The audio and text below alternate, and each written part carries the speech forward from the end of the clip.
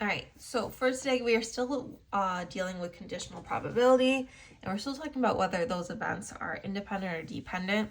So just as a review, independent events are a pair of events from the same experiment where the probability of one event occurring does not depend on whether or not the other event occurs. They're independent of each other. For dependence, one event does depend on the other. So again, pair of events from the same experiment where the probability of one event occurring does depend on whether or not the other event occurs.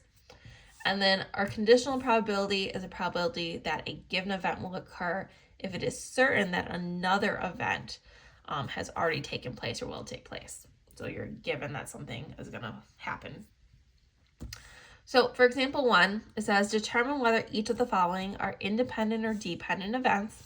If it's dependent, state the conditional probability. So for A, it says a mother having green eyes and her daughter having green eyes.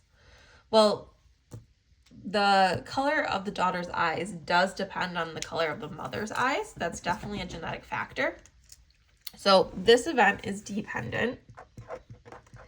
And then for the conditional probability, because it's dependent, we can say the probability the daughter has green eyes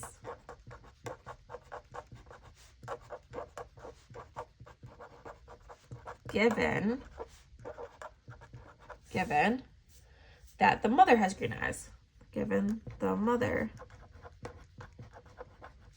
has green eyes.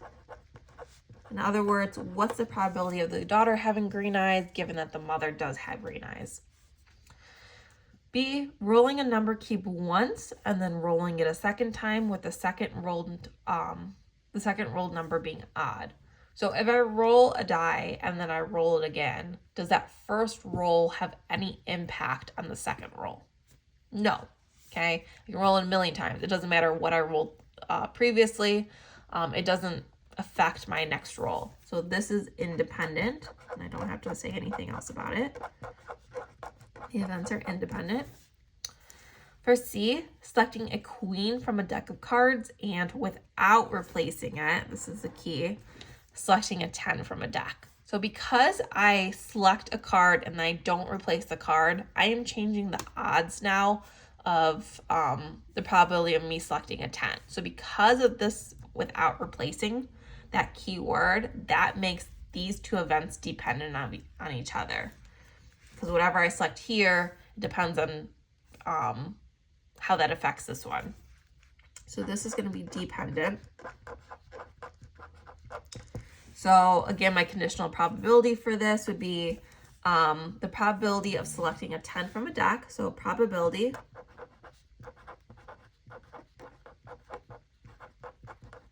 of selecting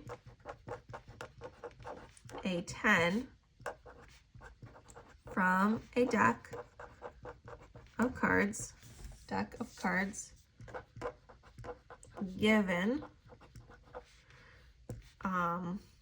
that a queen is selected, a queen is selected.